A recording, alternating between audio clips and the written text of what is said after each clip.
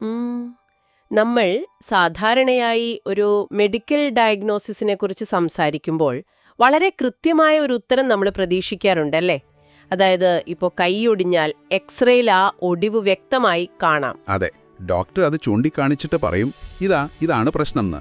അവിടെ ഒരു ആശയക്കുഴപ്പവുമില്ല. തീർച്ചയായും ഒന്നുകിൽ ഒടിഞ്ഞിട്ടുണ്ട് അല്ലെങ്കിൽ ഇല്ല. നമുക്ക് എപ്പോഴും അത്തരം ലളിതമായ ഉത്തരങ്ങളോടാണ് താല്പര്യം. കേൾക്കുന്ന നിങ്ങൾക്കും അങ്ങനെ തന്നെയാവും. മനുഷ്യരുടെ ഒരു പൊതുവായ സ്വഭാവമാണത്. അപ്പോ ഈ മരണാനന്തര ജീവിതത്തെക്കുറിച്ചും നമ്മൾ ഇങ്ങനെയൊക്കെ തന്നെയാണ് ലളിതമായ ഉത്തരങ്ങൾ ആഗ്രഹിക്കുന്നത്. അതായത് മരിക്കുമ്പോൾ നമ്മുടെ ഈ ഭൗതിക ശരീരം മണ്ണിലേക്ക് പോകുന്നു, ആത്മാവ് മാത്രം സ്വർഗത്തിലേക്ക് പറന്നു പോകുന്നു. ശരിയാണ്, അതൊരു വളരെ ലളിതമായ ചിന്താഗതിയാണ്. പക്ഷേ നമ്മുടെ മുന്നിലുള്ള ഇന്നത്തെ സ്രോതസ്സുകൾ പരിശോധിക്കുമ്പോൾ കാര്യങ്ങൾ കുറച്ചുകൂടി സങ്കീർണമാണ്.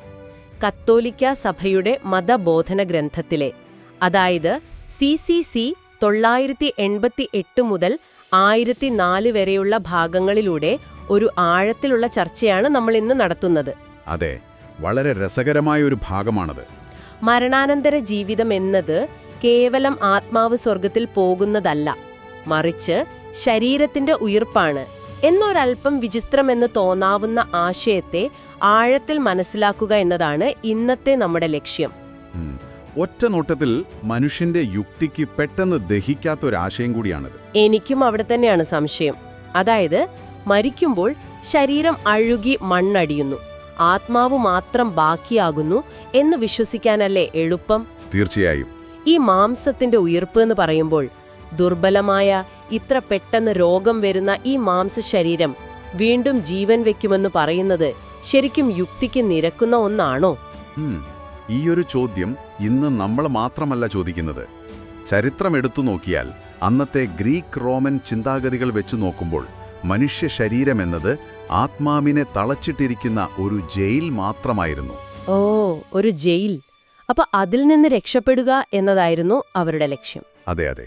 എന്നാൽ അവിടെ നിന്നാണ് മക്കബായരുടെ കാലത്തും ഫരിസേയരുടെ ഇടയിലും ഈ ശരീരം പവിത്രമാണെന്നും അത് ഉയിർക്കുമെന്നുമുള്ള വിപ്ലവകരമായ ഒരു ചിന്ത ഉടലെടുക്കുന്നത്. ഇതൊരു പുതിയ ആശയമല്ല, പടിപടിയായി വെളിപ്പെടുത്തപ്പെട്ട ഒന്നാണ്. ഓ, അപ്പൊ അതൊരു പെട്ടെന്നുള്ള മാറ്റമായിരുന്നില്ല. അല്ല.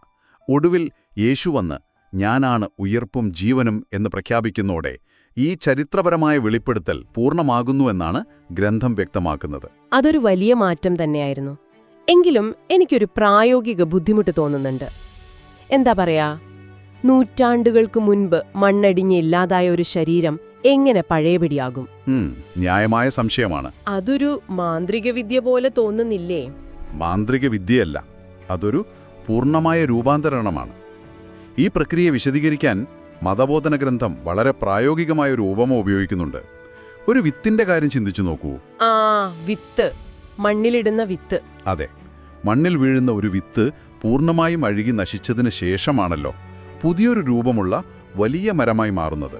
അതുപോലെ വിതയ്ക്കപ്പെടുന്നത് നശ്വരമായത്, എന്നാൽ ഉയർക്കുന്നത് അനശ്വരമായത്. ഓ, മനസ്സിലായി. അപ്പൊ പഴയ ശരീരം തന്നെയാണോ തിരികെ വരുന്നത്? അതൊരു ആത്മീയ ശരീരമായി മാറും എന്നാണ് സ്രോതസ്സുകളിൽ പറയുന്നത്. ഒരു നിമിഷം, അതൊരു വൈരുദ്ധ്യമല്ലേ? ആത്മാവ്, ശരീരം എന്നീ രണ്ടു വാക്കുകൾ ഒരുമിച്ച് വെക്കുമ്പോൾ അതൊരു ഓക്സിമോറോൺ പോലെ തോന്നുന്നു. അതെ, കേൾക്കുമ്പോൾ അങ്ങനെ തോന്നും. ആത്മാവിനെ എങ്ങനെയാണ് ഭൗതികമായ ഒരു ശരീരമുണ്ടാകുക? ഈ ആത്മീയ ശരീരമെന്ന് പറയുമ്പോൾ ഭാരമില്ലാത്തൊരു പ്രേതരൂപമെന്നല്ല അർത്ഥമാക്കുന്നത്, മറിച്ച് ഭൗതികമായ പരിമിതികളിൽ നിന്ന് മോചിപ്പിക്കപ്പെട്ട, ഇനി ഒരിക്കലും രോഗമോ മരണമോ ബാധിക്കാത്തൊരു ശരീരം എന്നാണ്. ആഹാ, അപ്പൊ പരിമിതികളില്ലാത്ത ശരീരം. അതെ, അത് ക്രിസ്തുവിൻ്റേതുപോലുള്ള തേജസ്സുറ്റൊരു രൂപമായിരിക്കും. ലോകാവസാനത്തിൽ നന്മ ചെയ്തവർ ജീവനിലേക്കും തിന്മ ചെയ്തവർ വിധിയിലേക്കും ഈ ശരീരത്തോട് ഉയർക്കുമെന്നാണ് ഇത് പഠിപ്പിക്കുന്നത്. ശരി, ഇതൊക്കെ ലോകാവസാനത്തിൽ നടക്കാൻ പോകുന്ന കാര്യങ്ങളാണല്ലോ. അങ്ങനെയെങ്കിൽ ഇന്നത്തെ നമ്മുടെ സാധാരണ ജീവിതത്തിൽ ഇതിനെന്ത് പ്രസക്തിയാണുള്ളത്? വലിയ പ്രസക്തിയുണ്ട്. ഇതൊക്കെ കേൾക്കുമ്പോൾ ഈ ഭൂമിയിൽ നമ്മുടെ ശരീരം വെറുമൊരു വാടക വീട് മാത്രമാണെന്ന് തോന്നിപ്പോകാം. സമയം കഴിയുമ്പോൾ ഉപേക്ഷിച്ചു പോകേണ്ട ഒരിടം അല്ലേ? എന്നാൽ അതൊരു വാടക വീടല്ല എന്നാണ് ഈ സ്രോതസ്സുകൾ നമ്മെ തിരുത്തുന്നത്. മാമോദീസയിലൂടെയും വിശുദ്ധ കുർബാനയിലൂടെയും വിശ്വാസികൾ ഇതിനകം തന്നെ ക്രിസ്തുവിന്റെ ആ ഉയിർപ്പിൽ പങ്കുചേരുന്നുണ്ട് എന്നാണ് കാതലായ പഠനം. നിൽക്കൂ, അതെങ്ങനെയാണ് സംഭവിക്കുന്നത്? മാമോദീസയിൽ വെള്ളം ഉപയോഗിക്കുന്നു, കുർബാനയിൽ അപ്പവും വീഞ്ഞും ഉപയോഗിക്കുന്നു. ഈ ഭൗതികമായ ചടങ്ങുകൾ എങ്ങനെയാണ് ഭാവിയിൽ എന്റെ ശരീരത്തിന് അനശ്വരത ഉറപ്പുവരുത്തുന്നത്? അതിന്റെ പിന്നിലെ പ്രവർത്തന രീതി എന്താണ്? അതായത് ഈ കൂദാശകളിലൂടെ നാം യേശുക്രിസ്തുവിന്റെ ശരീരത്തോട് ചേർക്കപ്പെടുകയാണ് ചെയ്യുന്നത്. ജീവനുള്ള ഒരു മരത്തിൽ ഒരു പുതിയ കൊമ്പ് ഒട്ടിച്ചേർക്കുന്നതുപോലെ. ഓ, ഒരു ഗ്രാഫ്റ്റിംഗ് പ്രക്രിയ പോലെ. കൃത്യമായും അനശ്വരമായ ക്രിസ്തുവിന്റെ ശരീരത്തിലെ ഒരു അവയവമായി നമ്മുടെ ഈ ഭൗതിക ശരീരം മാറുന്നു. ആ ഒട്ടിച്ചേരൽ സംഭവിക്കുന്നത് ഈ ഭൂമിയിൽ വെച്ച് തന്നെയാണ്. അപ്പൊ അത് ഭാവിയിൽ നടക്കുന്ന കാര്യം മാത്രമല്ല. അല്ല, അതുകൊണ്ടാണ് നമ്മുടെ സ്വന്തം ശരീരത്തോടും മറ്റുള്ളവരുടെ ശരീരത്തോടും, പ്രത്യേകിച്ച് രോഗികളോടും പാവപ്പെട്ടവരോടും വലിയ ആദരവ് കാണിക്കണമെന്ന് പറയുന്നത്. കാരണം അവയൊന്നും വെറും മാംസപിണ്ഡങ്ങളല്ല. ശരിയാണ്. അതായത് മനുഷ്യ ശരീരം എന്നത് ഉപേക്ഷിക്കപ്പെടേണ്ട ഒരു ഭാരമല്ല, മറിച്ച് ഭാവിയിലേക്കുള്ള അനശ്വരതയിലേക്കുള്ള ഒരു നിക്ഷേപം കൂടിയാണല്ലേ? അതെ, കേൾക്കുന്ന നിങ്ങൾക്ക് ഇതിൽ നിന്ന് ഉൾക്കൊള്ളാൻ കഴിയുന്ന ഏറ്റവും പ്രധാനപ്പെട്ട ആശയവും അതുതന്നെയാണ്. ആ ഒരു വിശാലമായ കാഴ്ചപ്പാട് തന്നെയാണ് ഈ സ്രോതസ്സുകൾ നമുക്ക് നൽകുന്നത്. നമ്മുടെ ശരീരത്തെ പുതിയൊരർത്ഥത്തിൽ കാണാൻ ഇത് നമ്മെ സഹായിക്കുന്നു. തീർച്ചയായും നമ്മുടെ ദൈനംദിന ജീവിതത്തിൽ വലിയ മാറ്റമുണ്ടാക്കാൻ ഈ ചിന്തയ്ക്ക് കഴിയും. ഈ ഒരു ചിന്തയിൽ നിന്ന് കേൾക്കുന്ന നിങ്ങളുടെ മുന്നിലേക്ക് ഒരു ചോദ്യം വെക്കാൻ ഞാൻ ആഗ്രഹിക്കുകയാണ്. നമ്മുടെ ഈ ഭൗതിക ശരീരത്തിന് ഇത്രയും മനോഹരമായ, അനശ്വരമായ ഒരു ഭാവി കാത്തിരിപ്പുണ്ടെങ്കിൽ, പ്രായമാകുന്നതിനെയും ശരീരത്തിലുണ്ടാകുന്ന മുറിവുകളെയും ചുളിവുകളെയും പറ്റി നാം ഇന്ന് സമൂഹത്തിൽ വച്ചുപുലർത്തുന്ന ബാഹ്യമായ സൗന്ദര്യസങ്കല്പങ്ങൾ എത്രത്തോളം അർത്ഥശൂന്യമാണെന്ന് ഒന്ന് ചിന്തിച്ചു നോക്കൂ. വളരെ ചിന്തിപ്പിക്കേണ്ട ഒരു കാര്യം തന്നെയാണത്.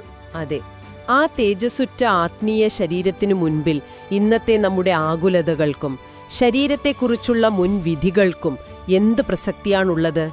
ഈ ഒരു ചോദ്യം നിങ്ങളുടെ ചിന്തയ്ക്കായി വിടുന്നു. മറ്റൊരു ആഴത്തിലുള്ള ചർച്ചയുമായി നമുക്ക് വീണ്ടും കാണാം.